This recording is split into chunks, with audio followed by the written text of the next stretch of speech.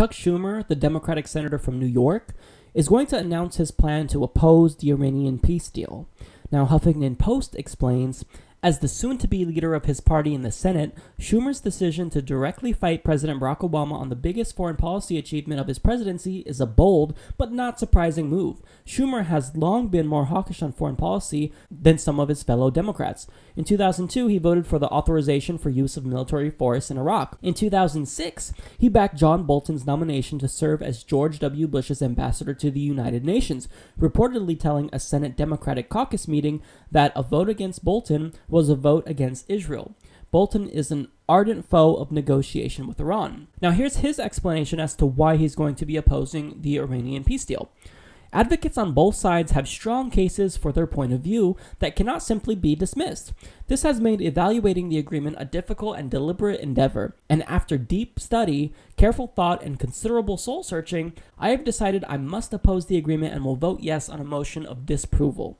So clearly he's come to this decision by weighing out the pros and cons, by going over the nuances, by reading the deal, right?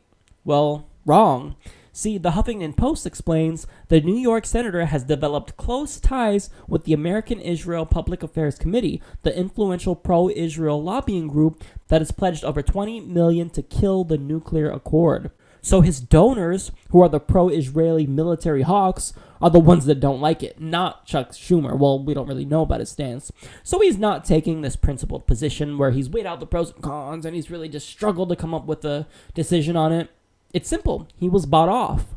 Now, here's the irony about that. If you are pro-Israel and you want to protect Israel, well, then you should favor this deal because, as I've stated 100 times in the Humanist Report, this is a peace deal. If you read the deal, you can't surmise anything other than it being a peace deal. So if you read the deal, it's in the very beginning, Iran pledges to never pursue a nuclear weapon ever. And also, with how much they're going to be reducing their stockpiles due to this deal, it would take them 10 years to actually build a nuclear weapon, whereas right now, it only take them a year, because right now they could probably get a nuclear weapon if they wanted to, but as we all know, they don't want one. As Hassan Rouhani has said, he doesn't want a nuclear weapon because he knows that that would pretty much be setting him up as a target for the U.S. to invade their country, as they already want to do, and they've been beating the war drums against Iran for over a decade now. So the deal is about peace. Chuck Schumer is willing to sacrifice peace to appease his donors who are irrational. They want war.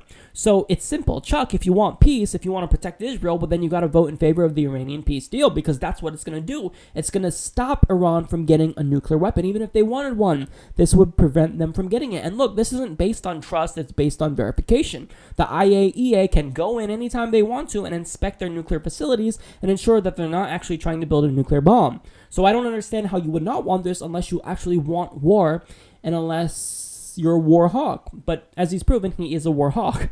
He's not basing this decision on logic or principle. He's basing it on bribery.